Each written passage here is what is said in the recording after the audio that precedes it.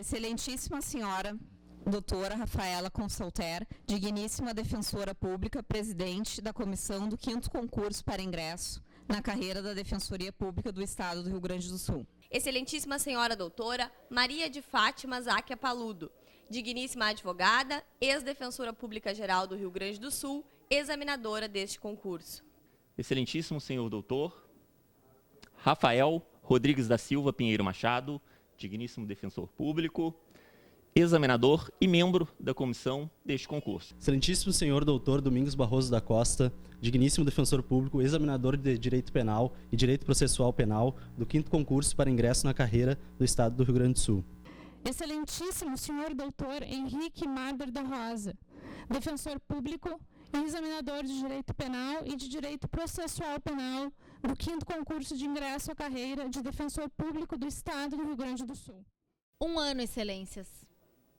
1 ano que a voz de um senhor não foi ouvida.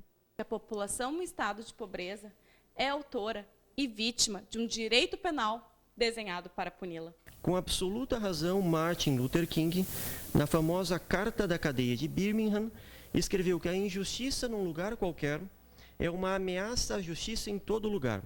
As leis penais são elaboradas pelos ocupantes do poder político que flertam com os interesses corporativos das grandes empresas, do agronegócio e do capital financeiro. Com isso, são criados tipos penais que criminalizam condutas praticadas pelos marginalizados, pelos excluídos, pelos abandonados. Nosso sistema opera numa lógica de institucionalização da barbárie. Desumaniza, retira o rosto, a voz e a vez do condenado. Uma história de lágrima, sangue, vidas e glórias, abandono, miséria, ódio, sofrimento, desprezo, desilusão, ação do tempo. Misture bem essa química, pronto, eis um novo detento. A estrutura penitenciária brasileira reflete e viabiliza a brutal desigualdade social de nosso país. A sanha do legislador em criminalizar condutas, no afã de atender o clamor social pela redução da criminalidade, vê no direito penal um instrumento de controle social. No campo da defesa criminal, estamos diante de um sistema penal e processual penal perverso, seletivo e injusto. La ley es como la serpiente, solo pica a los descalços. Hoje, a estabilidade relativa da lei, que pretendeu dar uma maior segurança à integridade física e corporal dos acusados, acabou, como diria Michel Foucault, punindo suas próprias almas, sua personalidade, o âmago de seu ser, de sua existência. É muito mais do que um fetiche punitivista. É um fetiche encarcerador, neutralizador e marginalizador. No nosso ordenamento jurídico, o pau que bate em Chico, infelizmente, não bate em Francisco.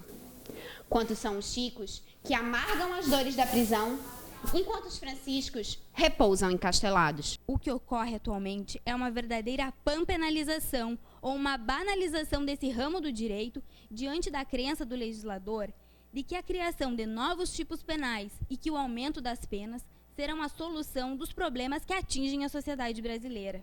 Chegamos ao ponto em que o Brasil mantém a 3ª maior população carcerária do mundo, com 40% de presos provisórios. Basta, senhor, que eu, porque roubo em uma barca, sou ladrão? E vós, porque roubais em uma armada, sois imperador?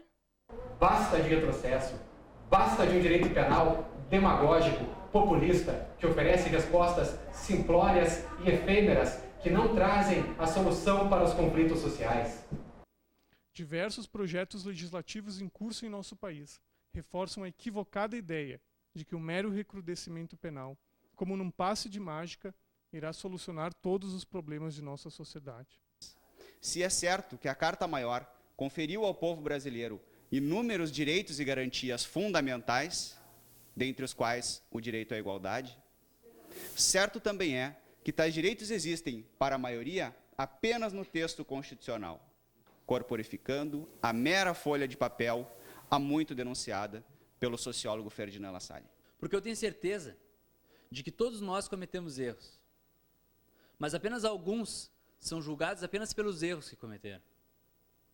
Apenas alguns têm a sua identidade reduzida pelo resto da vida, as suas piores atitudes. É impressionante a pressa com que as pessoas julgam alguém a quem se imputa a prática de um crime. Mais impressionante e estarrecedor ainda é a violência desse julgamento. Os dias atuais são tomados por discursos de ódio, separatistas entre o bem e o mal. Vivemos tempos de expansão demagógica da repressão, de institucionalização do discurso de ódio, de patologização das diferenças e de revisionismo histórico. Sintomas de um estado de exceção alimentado pela promessa de progresso contra a crise e que faz despertar dúvidas sobre os rumos da nossa democracia.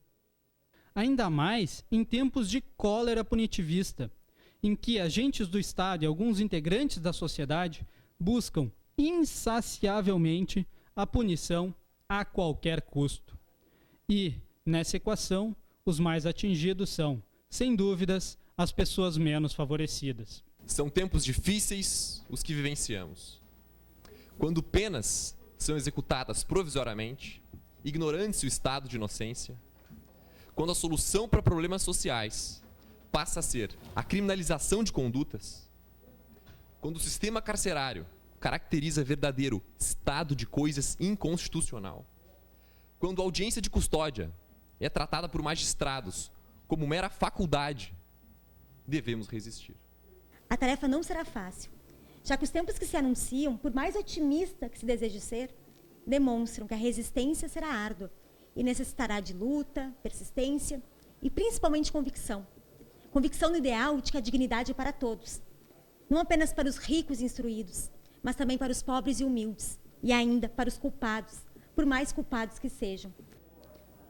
A Defensoria Pública vem exercendo o papel fundamental de resistência contra esse punitivismo que está dominando o direito criminal.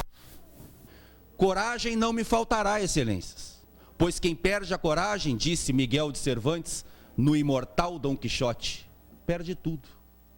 Esta instituição representa uma verdadeira força contramajoritária na defesa de quem necessita de seus serviços, garantindo amplo acesso à justiça e a efetivação dos direitos humanos, acendendo dessa forma um farol de esperança naqueles olhares vítimas de um Estado que retirou as suas vozes, que os tornou invisíveis, que insiste em desumanizá-los.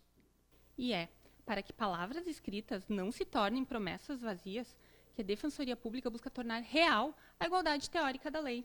Como escreveu Boaventura de Souza Santos, sobre a necessidade de uma igualdade que reconheça as diferenças e de uma diferença que não produza, alimente ou reproduza as desigualdades. É preciso saber que por trás de cada assistido, o estado de vulnerabilidade impera, escancarando, não raras vezes, a omissão estatal na formulação de políticas públicas voltadas à concretização de direitos daqueles que estão à margem da sociedade. A atuação da Defensoria Pública no direito penal é essencial num Estado democrático de direito. Instituição essa que, conforme se extrai do artigo 134 da Constituição Federal, em poucas palavras, eu diria que o seu mistério principal é exatamente impedir que se troquem vidas por diamantes.